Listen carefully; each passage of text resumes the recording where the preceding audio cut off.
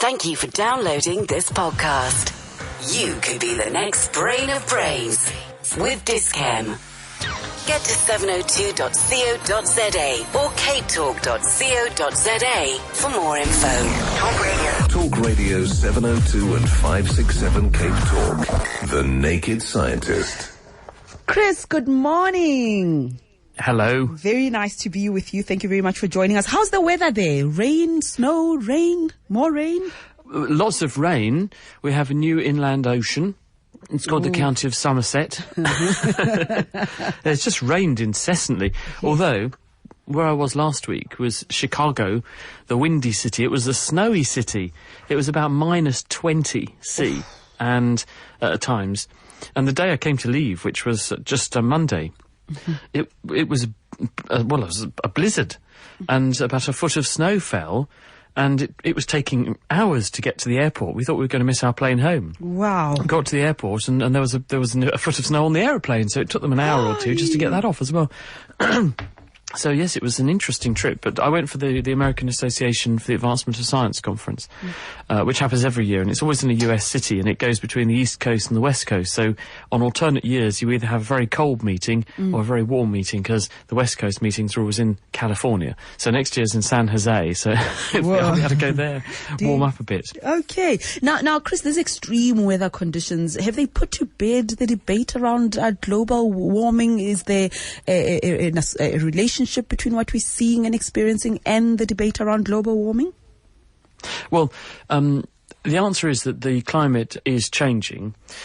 The reason for that change, scientists are still trying to establish, but they have strong suspicion that this is because of human activities, specifically the release of so-called greenhouse gases, gases like carbon dioxide that can warm the planet.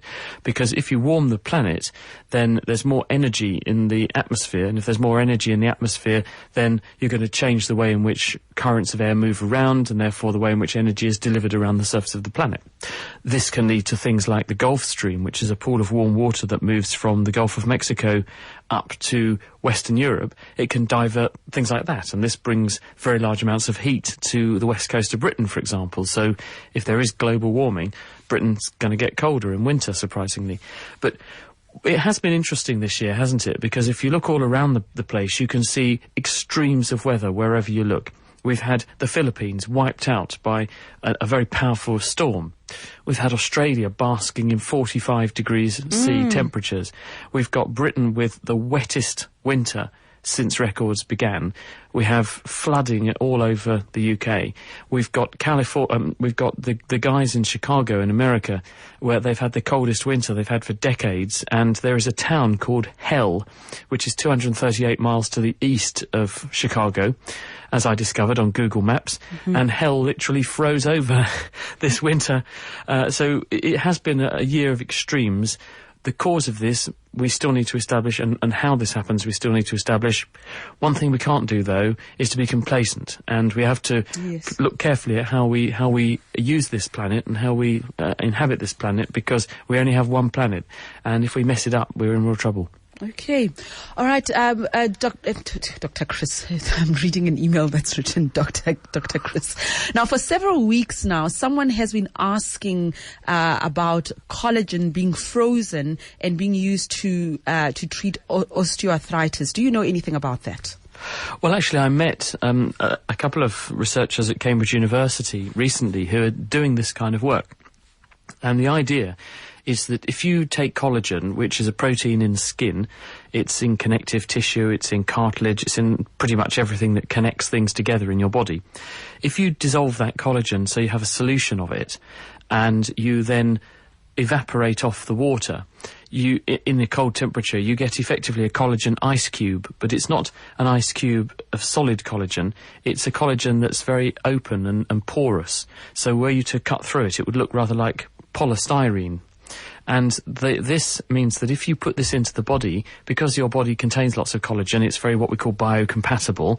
And once it's in the body, stem cells from adjacent tissues can crawl into all of the gaps and holes, and body fluids can squirt their way through the holes, and this nourishes the tissue, and you can repopulate the collagen with cells, and then the cells can follow local cues or instructions to turn into the right sorts of cells for the tissue you've put this into.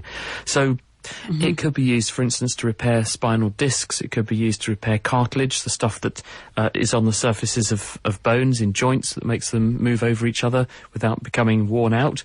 And it could also replace a whole range of other tissues, including skin and in severe skin injuries and muscle injuries, and maybe even hearts. The researchers I was talking to are talking about making a patch for a heart. So if you damage the wall of the heart with a heart attack, you could put some heart cells into this stuff, glue the patch over the damaged part of the heart, and it would then wire itself and plumb itself back in, turning into normal, healthy heart muscle to make good the damage. Let's go to Sandy. Thanks for your patience, Sandy in Bloberg. Good morning. Good morning.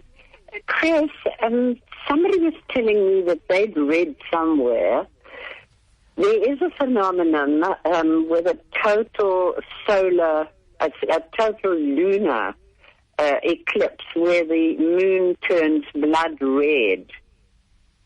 Apparently NASA has called it this, a blood red moon. Do you know anything about this? What causes it? And apparently there's only been 3 in the last 500 years. And apparently there's going to be one in April and one in September.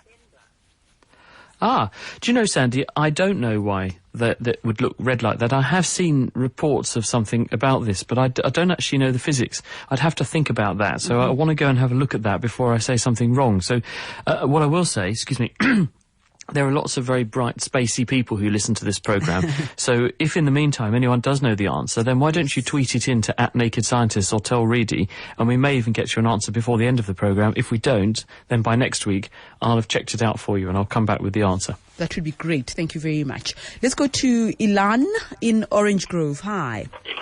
Hello, Reedy. Hello, Chris. I was just wondering, Chris, is there a upper limit to heat, or is temperature an indefinite variable? Yeah, that's a really good question. Yes. Now, the answer is that when you have a hot thing is something that has more energy. And there is not a theoretical limit on how much energy you can give something. And I think the answer is that it just becomes harder and harder and harder to give it any more energy because it's got so hot. And its mass is going to increase because remember that E energy equals m mass times c, the speed of light squared. So if you increase the energy, the mass must go up. So things become more and more massive. And if they're more and more massive, you've got to give them more and more energy to make the temperature go up. So you can keep supplying energy to things, but it's not actually theoretically possible to infinitely do that because you'd have to have more energy than there is in the universe, wouldn't you? But no, there's not an upper limit on temperature because you can keep supplying energy to something. But the converse is not true, and there is an absolute zero, which is minus 273 Kelvin, which is when we reach absolute zero and things have no energy at all, and all movement, all motion stops. Thank you very much, Ilan. And speaking of energy, is it David in Benoni? Hi. Good morning, Chris. Good morning. Go ahead, please. Chris, we are told that the sun is a ball of flame. And these flames come from the burning of gases. Is that correct? Hi, David. Well, it's not so much burning as a nuclear reaction. It's a nuclear fusion reactor, the sun. And the mass of the sun is huge, and it means that it exerts enormous pressure owing to gravity at its centre.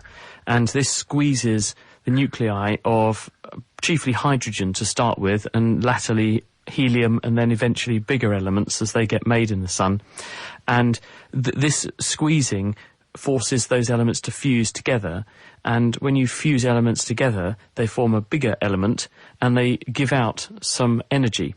And in the case of our sun at the moment, it's chiefly burning hydrogen, and when 4 hydrogen atoms fuse together, you get 1 helium and some other particles that come off, including some photons, which are light energy, and some of that light energy we feel here on Earth, and it warms us up. But when we burn as hydrogen, that hydrogen has to be replaced. You know, you can't just burn and then keep on burning. It's burnt.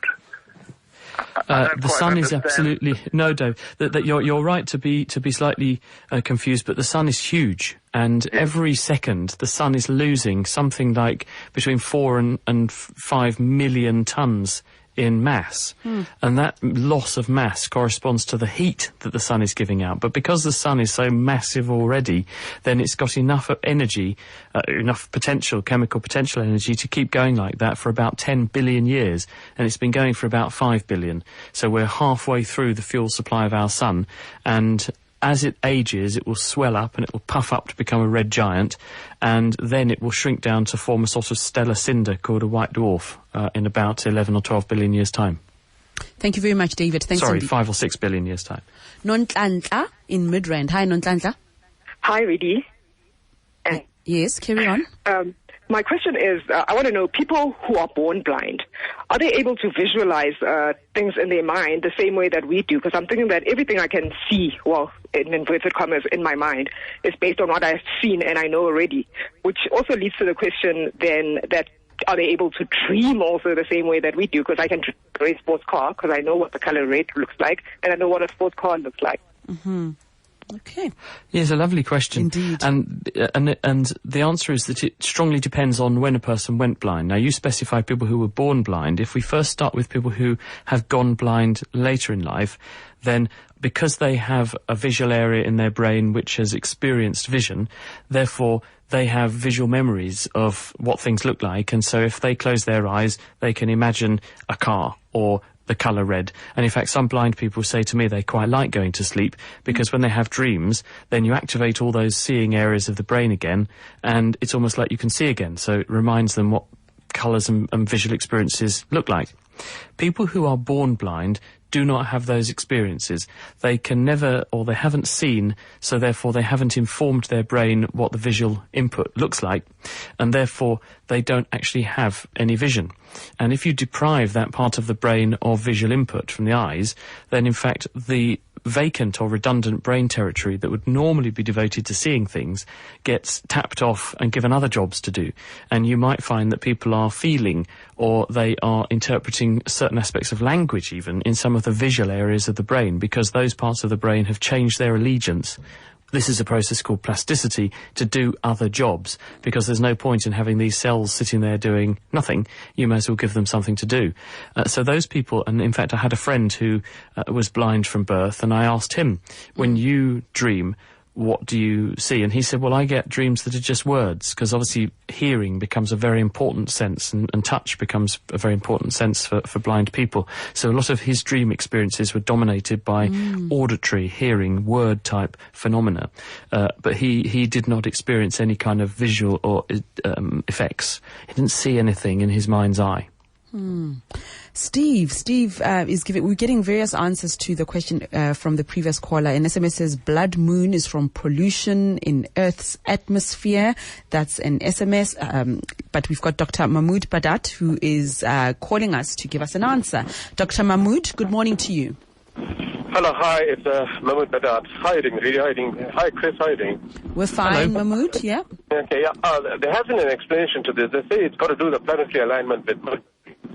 And this happens something like once in 200 or 250 years, and that will explain why it occurred 3 times in 500 years, according to the previous caller. And they say it's more of a reflection of the color of the red planet rather than the Earth itself. And it's been thought, I've actually researched this thing, and it's been thought that it's usually a reflection of the color of the planet Mercury more than anything else, when there's an alignment. And this occurs something like once in 200 to 250 years. Okay. All right. What do you think of that, Chris? It's a very bad line, but I'm not quite clear where the red colour is coming from. So can you just explain that a little bit more for us, Mahmoud, where you think the redness comes from? Well, it's always been described. Mercury has always been described as the red planet. It's extreme closest to the sun at extreme temperatures, and the flare of the redness comes in from Mercury itself. More than anything else. Hold on, the redness. Your line is so bad, Mahmoud. The redness comes from? From the planet Mercury. Sorry, I'm actually driving. Oh, okay. I don't know, Chris, if you were able to make sense of that. The line was bad, but he said it comes from the planet Mercury. That's what he says. Yeah. I think I need to go and do a bit of reading on this myself, because all I can do is to say thank you for the suggestion, but I've no idea whether this is right or not. Okay. And John in Rondebosch also thinks he's got the answer. John, hi. Hi, Reedy. Hi, Chris. I have to take exception with the previous caller. I think that explanation is silly. And the red planet, by the way, is Mars, not Mercury. Taking a total eclipse of the moon as seen from the Earth, think of it from the moon's point of view. It's a total eclipse of the sun by the Earth. And therefore, from the moon's point of view, all the way around the Earth, through the Earth's atmosphere, it is either sunrise or sunset all the way round the disk of the Earth, which is in the sky over the moon. And it's that red light filtered through the Earth's atmosphere, which is what you see at sunrise and sunset, that is falling on the moon and makes the moon look red. And in fact, every total eclipse of the moon is red to some degree or other. So your explanation is that it's because, in the case of the moon being completely eclipsed, so it's completely dark, yes, you end up with the only light that can hit it is stuff that has to come from the margins of the planet, which is going to be the stuff which is very strongly diffracted and because it's had a lot of blue spread out from it, it's very red dominated. So the only light that reaches it is the red stuff. Effectively, as I said, it's like looking at sunset or sunrise all the way around the Earth. Super. Well, that sounds to me physically much more coherent. That's the right answer. Yeah, okay. He's very confident of it too. Thank you very much, John in Rondebosch. Okay, we move from John to Lodi in Sandton. Hi. Good morning, Chris Reedy. Chris, I just want to ask you the difference between the chemicals in the oil in the electronic cigarettes as opposed to the chemicals in a normal cigarette. I mean, am I smoking something as dangerous if I'm smoking an electronic cigarette? Right, okay, well, the way a normal cigarette, and I say normal as in the cigarettes that people have been smoking for hundreds of years, ever since people introduced them to the modern world from South America, is that there you've got a combustion process which is burning the leaves of the tobacco plant, and the tobacco plant makes the chemical nicotine in its leaves as an insecticide. The nicotine is there to kill off anything that tries to eat the plant, and that will include a person if you eat enough tobacco or smoke enough tobacco. But when you burn things, you also make a range of other chemicals which include chemicals that can act as carcinogens. These are chemicals capable of damaging your genetic material, and when you breathe in smoke, it contains some of these organic materials which get into the cells in your airways and your mouth and your throat and will damage DNA there, and if the damage is sufficient, it can cause those cells to begin to become cancerous. When you smoke an electronic cigarette, what they've done is to extract the nicotine either from an artificial source or just by chewing up lots of tobacco plants and extracting the nicotine via that route. You put the nicotine into the device and an electric current is used to vaporize the nicotine so that you then breathe in a vapor of chiefly nicotine. Sometimes people put other things in to give flavor, but you're chiefly breathing in something which is dominated by nicotine. You don't have those other combustion products, and therefore it should in theory be safer than a traditional cigarette because you don't have all of those other products of combustion that are capable of damaging your DNA. Thank you very much. Thank you, Lodi. There is this information about animals and rhythm, Chris. I've always seen animals dancing or doing some sort of twirl on these, America's Funniest Home Videos. And there's a science to it, to dogs and their rhythm, chimps as well. I don't know anything about that. Tell me more. Okay, dogs may bark to music and chimps may bang on drums, but creatures that can truly keep a beat are rare, apparently. There is some information about the relationship between animals and their surrounding and the rhythm that comes out of that. Basically, we as human beings can move and tap our feet to a sound that we hear. Do the animals also react in that way? Well, I had a friend at medical school, and she had a budgerigar in a cage in her room, and she used to play at Meatloaf. And it would headbang to Meatloaf and Aerosmith, actually. So I think some animals are quite in tune with rhythms, and animals have rhythms in terms of their ability to get up and go to bed at the right time. Whether or not they actually can engage with making them tap their foot in time to a beat, I think that's a slightly different question, isn't it? Because to what extent does the animal feel compelled to want to get involved? Is there a motivation problem? Because when you're doing these sorts of experiments, you've got to make it so the animal wants to, or gets that you want it to tap its foot or nod its head in time to the music. If the animal can't see any point in doing that, it's not going to do it. It doesn't mean it can't do it, though, I would say. Okay, let's take a break. We'll take more of your calls when you return. Talk Radio 702 and 567 Cape Talk. The Naked Scientist. Chris, there's a debate raging on Twitter about the origin of the name Earth. How did you arrive at that name? Why is this universe called Earth? Yeah, I've been watching this, and do you know, I don't know why someone came up with the whole idea of calling Earth the Earth. I think we have to look that one up as well to see what the derivation is, unless someone else knows the answer. If you're listening to this, please join in the debate raging on Twitter and tweet at Naked Scientists and tell us, why is Earth called Earth? Interestingly, I've got a nice message here from Nikki, who has emailed chris@thenakedscientist.com, because we mentioned the place near Chicago, 238 miles east of Chicago, called Hell, and I commented that Hell had frozen over. Nikki says, you mentioned a place called Hell this morning on Reedy's show. Well, in South Africa we have a place called the Hell. It was in Smartberg mountains near to a town in the Western Cape province called Oudtshoorn. Sorry if I've got the pronunciation wrong. It's actually called Gamkashloof, and it's been known as the Hell. It was a very isolated valley in the mountains. It got a road down there only in 1962. Before that, you could only get in or out by mule or donkey. It was started by a group of Boers who hid there from British rule in the Cape province. They lived there in total isolation until the road was built in 1962. You can see it on Google Earth. How amazing to think there were people living out there until the 1960s. Wow, amazing. Okay, Chris, we'll chat to you next week.